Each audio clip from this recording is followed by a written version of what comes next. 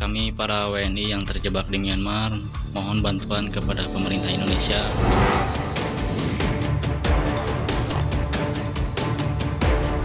Di tengah laut itu ada razia juga, otomatis semua yang ada di kapal buat itu dibuang semua, dilempar, termasuk aku.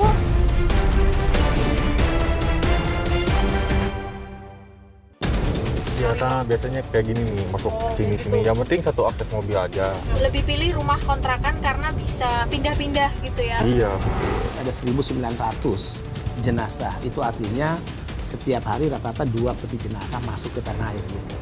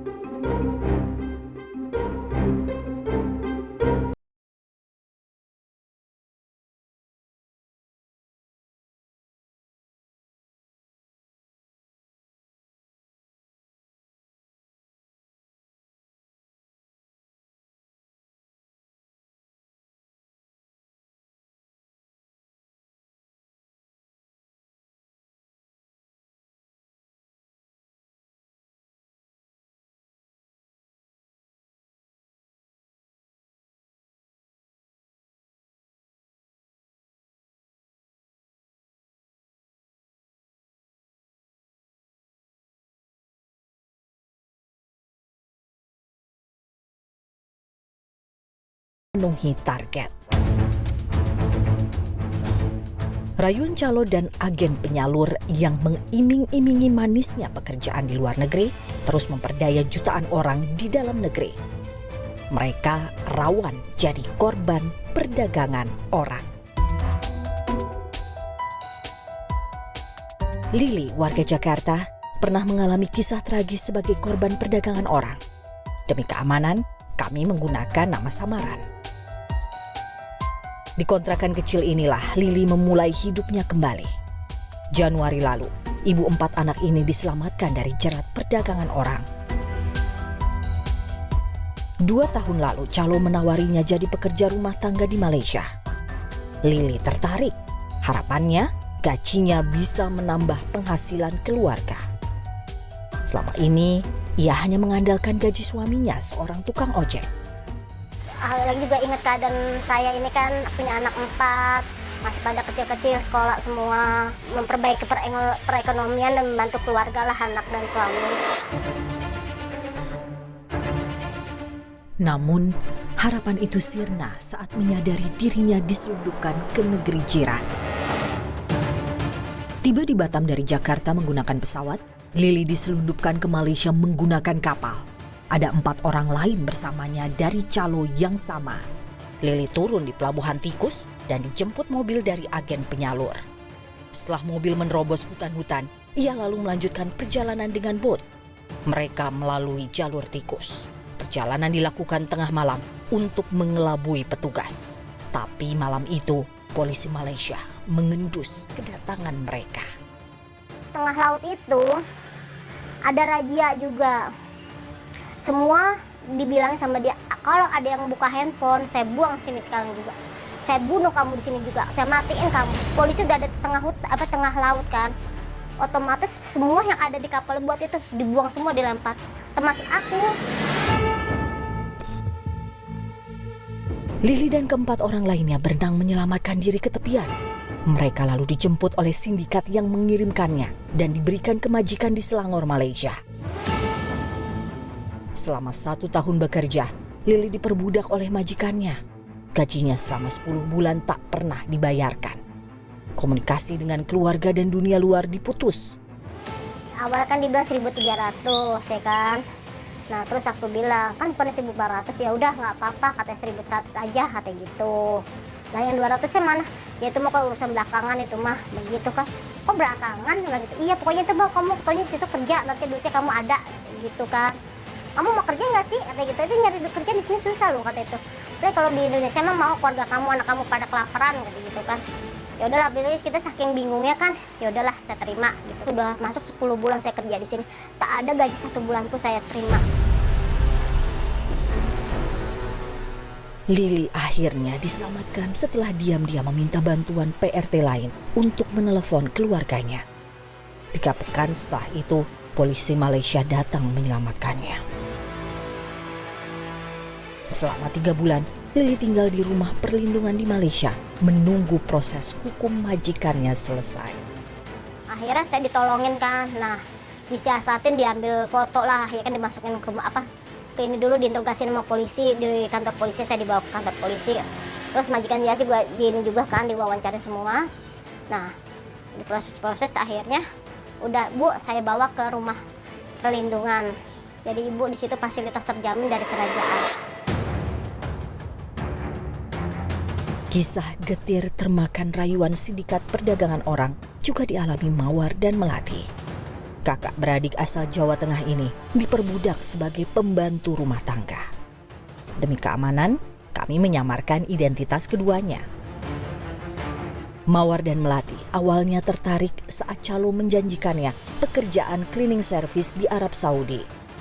Tapi setelah beberapa minggu setelah mau keberangkatan, di situ baru mengatakan bahwa saya itu diganti ART gitu. Saya sempat menolak, kok ART gimana gitu. Saya menolak dan tidak mau diberangkatkan, tapi di situ mengancam nanti mau dipenjarakan. Mau tidak mau kita tetap mengikuti itu omongannya. Sedari awal, Mawar dan Melati minim informasi soal prosedur bekerja di negeri orang. Mereka hanya mengikuti arahan calo. Mereka juga tak berdaya saat identitas mereka seperti tahun kelahiran, kartu keluarga, hingga surat keterangan sehat dipalsukan. Berbekal dokumen-dokumen palsu, mereka diberangkatkan ke Arab Saudi menggunakan visa kunjungan pribadi pada April 2022. Dan ternyata saat mau pembuatan paspor itu beberapa ada umur yang diedit. Ini untuk sementara. Dibilang kayak gitu sama saya. Nanti ini biar lolos, nanti diganti lagi sama umur saya yang asli. Terus saat itu saya bilang iya kan, ya udah iya gitu. Di Arab Saudi, Mawar dan Melati ditempatkan di majikan yang berbeda. Mereka diperbudak dan mengalami kekerasan. Mungkin kita ngelakuin kesalahan sedikit kan, mereka marah-marah, aku dicubit gitu. Dicubit di lengan sini sambil dimarah-marahin, dibentang-bentang di banyak orang di situ, keluarga dia. Nggak ada lah kata istirahat setelah mereka puas nyuruh-nyuruh kita sampai jam 2, jam 4 kayak gitu. Gaji pun tak sesuai dengan yang diiming-imingi calo.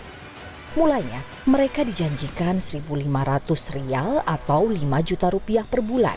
Namun yang mereka terima hanya 1.000 rial atau 3 juta rupiah. Sang majikan merasa berhak bertindak semena-mena karena telah membayar ratusan juta rupiah ke agen penyalur yang mendatangkan Mawar dan Melati. Saya minta pulang ke Indonesia. Terus saat itu majikan saya marah, dia bilang, saya membeli kamu itu 56.000 real. Sekitar kurang lebih mungkin 200 juta ada. Kalau kamu mau pulang ke Indonesia, kamu harus ngembaliin saya 20.000 real. Beruntung, sang kakak Mawar berhasil kabur dan melapor ke Kedutaan Besar Republik Indonesia di Arab Saudi. Mawar bisa dipulangkan terlebih dahulu, sementara sang adik Melati baru bisa dipulangkan Mei lalu. Kisah tragis seperti yang dialami Lili, Mawar, dan Melati rawan menimpa pekerja migran yang berangkat secara ilegal atau tak sesuai prosedur, bahkan nyawa jadi taruhannya. Dalam 3 tahun terakhir, lebih dari 1.900 pekerja migran pulang ke tanah air dalam peti jenazah. Mayoritas adalah pekerja ilegal. Ada 1.900 jenazah, itu artinya setiap hari rata-rata 2 peti jenazah masuk ke tanah air kita. Human trafficking ini kan bukan kejahatan yang berdiri sendiri. Sindikatnya ada di luar negeri dan juga ada di dalam negeri. Kedua, ini adalah bisnis kotor yang perputaran uangnya sangat besar. Agen penyalur dan calo jejaring sindikat perdagangan orang terus bergentayangan. Mengapa praktik ini sulit ditebas? Per kepala itu dimodalin 47 juta.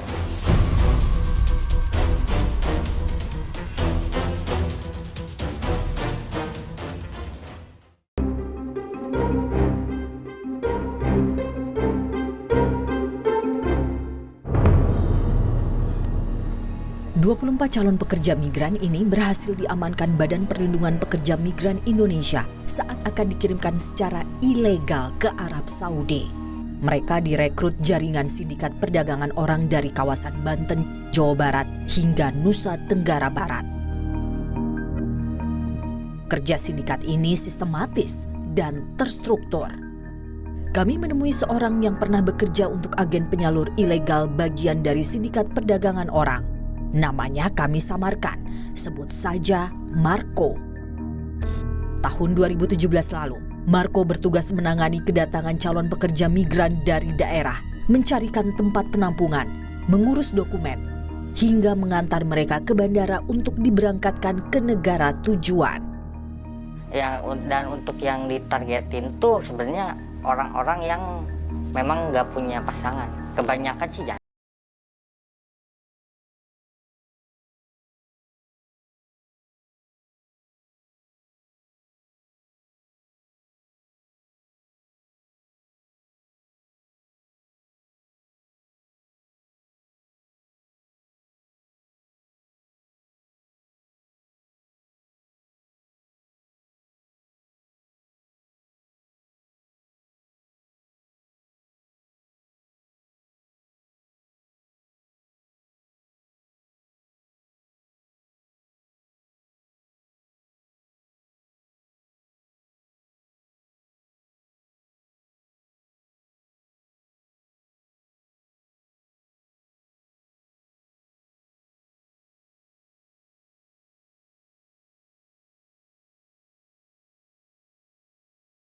Sama Malaysia. Pisahnya emang asli, cuma kita pisah wisata doang. Marco mengajak kami melihat rumah-rumah yang dijadikan tempat penampungan pekerja migran di kawasan Jakarta Timur. Saudara, memang rumah-rumah di perkampungan seperti ini rawan untuk dijadikan tempat untuk penampungan bagi para pekerja migran yang nantinya akan diberangkatkan secara unprosedural. Mereka memilih tempat yang seperti perkampungan seperti ini karena supaya bisa mengelabuhi warga-warga sekitar supaya tidak curiga. Setiap 6 bulan, Marco mencari rumah penampungan baru agar tak mudah dilacak. Tak jarang, para pekerja migran dipindah dari rumah ke rumah untuk menghindari kecurigaan. Kenapa menghindari jalan raya? Karena itu Mbak, kalau misalkan banyak yang lewat nanti banyak yang lihat dan curiga. Karena kan orang juga pasti bertanya-tanya kan, kenapa di dalam satu tempat itu wanita semua. Nanti begitu misalkan udah ada seminggu 2 minggu RT itu datang, kita rolling dulu. Rolling dulu tuh maksudnya jadi si orang itu kita simpen dulu di mana. Nanti udah kondusif, ini situasinya kita bawa lagi ke tempat semula. Selain Jakarta, beberapa kota menjadi tempat transit untuk mengirimkan pekerja migran ilegal. Salah satunya Pontianak, Kalimantan Barat yang berbatasan dengan Malaysia. Jalur-jalur tikus digunakan untuk membawa para pekerja migran ke negara tujuan. Kami menemui seorang penyalur pekerja migran ilegal di Kalimantan Barat. Sebut saja namanya Ningsih. 5 tahun terakhir, Ningsih merekrut pekerja migran untuk bekerja di kilang batu di kawasan Bintulu, Malaysia. Dia kerjasama dengan saudaranya, pekerja migran ilegal yang sudah lama bekerja di kilang batu itu. Order mengirimkan pekerja migran datang dari bos saudaranya. Tidak ada surat sih, karena kita hanya modal paspor mereka masing-masing kan. Oh, enggak ada surat ya? Tidak ada. Karena kalau ini kan harus pakai itu tuh surat tenaga kerja Indonesia kan. Jadi enggak pakai ya? Tidak pakai karena kemahalan. Untuk merekrut pekerja migran, Ningsih dimodali oleh bos di Bintulu sekitar 5 juta rupiah per orang. Dari situ, Ningsih dapat untung 30% untuk setiap pekerja migran yang dikirimkan. Kalau saya sih untuk keuntungan lah ya kan, hanya kita memfasilitasin gitu kan. Keuntungan tidak besar juga sih, mungkin sekitar satu orang 1.500.000. Itu juga kan transportasi kita kan tanggung sendiri. Ningsih mengatakan, permit atau izin kerja bagi para pekerja migran akan diurus kemudian oleh perusahaan batu itu. Praktik yang dilakukan Ningsih merupakan modus yang sering digunakan untuk mengirimkan pekerja migran secara ilegal dari Kalimantan Barat. Modusnya mereka melakukan perjalanan dengan berwisata atau sebagainya. Kalau dibilang tadi disampaikan biasa, ini tidak biasa karena memang mereka tidak sesuai dengan aturan tentang proses penempatan. Untuk perlindungan pekerja migran, pengurusan izin kerja harus dilakukan di Indonesia sebelum pemberangkatan. Begitupun dengan dokumen perjanjian kerja. Mirisnya, banyak calon pekerja migran tak mengetahui ini. Bahwa nanti akan diproses dokumennya di luar negeri, itu tentu saja tidak diperbolehkan. Jati diri baik paspor, visa kerja harus disiapkan bagi para calon pekerja migran itu sejak dari dalam negeri, tidak saat di luar negeri. Tawaran jadi pekerja migran marak di media sosial. Menyebut diri sebagai sponsor, para calon menggait korban dengan iming-iming gaji fantastis. Ya kalau tinggi mah paling saya KTP-nya dituain.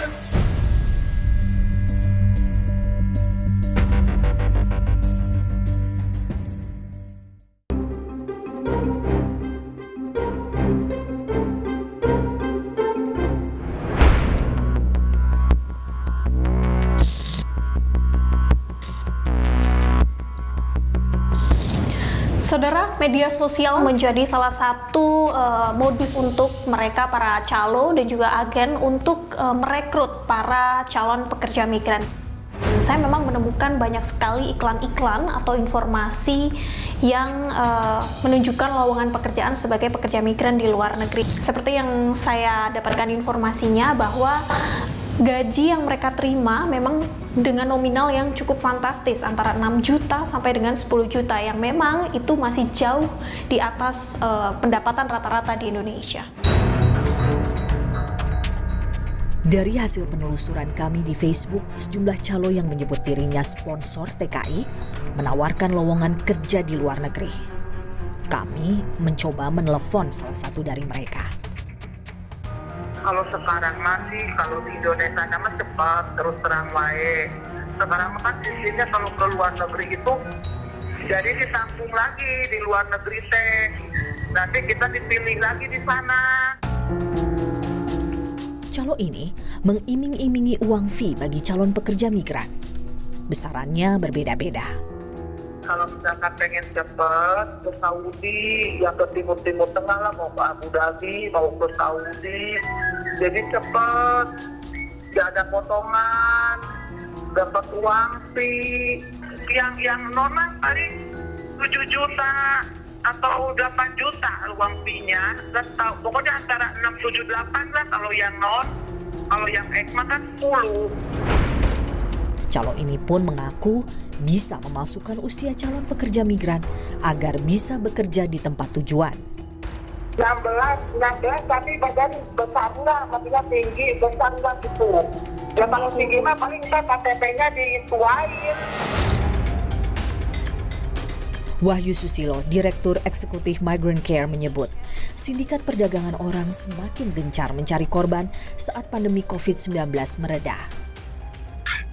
Orang-orang yang gagal berangkat pada masa-masa awal pandemi ini tetap mengupayakan untuk tetap berangkat secepatnya dengan cara apapun, dan inilah yang dimanfaatkan oleh para sindikat perdagangan orang gitu ya, dengan iming-iming gaji yang tinggi, apalagi yang diiming-imingi berada dalam kondisi kesulitan ekonomi atau dalam kondisi yang sering saya sebut lapar kerja, itu pekerjaan serisiko apapun itu kemudian diambil. Migrant Care mencatat calon penempatan ilegal juga mulai menargetkan calon pekerja berpendidikan tinggi. Mereka yang merayunya ya di sektor digital, di sektor kripto, apa-apa hal yang mungkin bagi mereka itu tantangan dan dianggapnya ini bergaji besar karena juga iming-imingnya salah satunya adalah komisi. Ada perluasan karakter korban, bukan hanya mereka yang berpendidikan rendah dan berekonomi lemah, tapi juga dari kelompok kelas menengah kota sudah menjadi sasaran. Nah, ini tentu ancaman ya bagi kaum muda Indonesia. Langgeng dan masifnya praktik perdagangan orang dan pengiriman ilegal ditengarai karena backing dari oknum berseragam. Siapa saja mereka dalam berbagai kasus, ada oknum TNI, ada oknum Polri, ada oknum dari kementerian lembaga, dan saya ingin fair, ada oknum di badan yang saya pimpin di BP2MI. Yang karena itulah kemudian saya harus mengambil sebuah resiko bersih-bersih di internal BP2MI. Data BP2MI dari 9 jutaan pekerja migran Indonesia, hanya 4,6 juta yang berangkat lewat jalur resmi. Sisanya 4,5 jutaan diberangkatkan secara ilegal. Dan itu harus hati-hati ya, karena mudah kok. Kalau kita ingin mencari informasi tentang lowongan pekerjaan di luar negeri, datang ke Dinas Tenaga Kerja setempat, di mana kita berdomisili, atau melalui website BP2MI. 3 tahun terakhir, BP2MI menangani hampir 100.000 kasus pekerja migran Indonesia. Mayoritas yang menjadi korban adalah perempuan. Untuk memantau pekerja migran yang berangkat lewat prosedur resmi, BP2MI menggunakan big data yang diolah di command center. Di sini kita lihat nih, di mana di Koreanya dia. Kita lihat coba di Koreanya di mana? Di sini, Mbak. Oh, okay. Dia kerja di sini di Koreanya nih. Nah, ini sebetulnya Mas itu tadi di Solonya di mana sih tinggalnya? Single identity ini sudah kita pakai di dalam pencatatan untuk penempatan PMI ke luar negeri. Kita sudah integrasi loh Mbak dengan Kementerian Dalam Negeri dalam hal ini Dukcapil.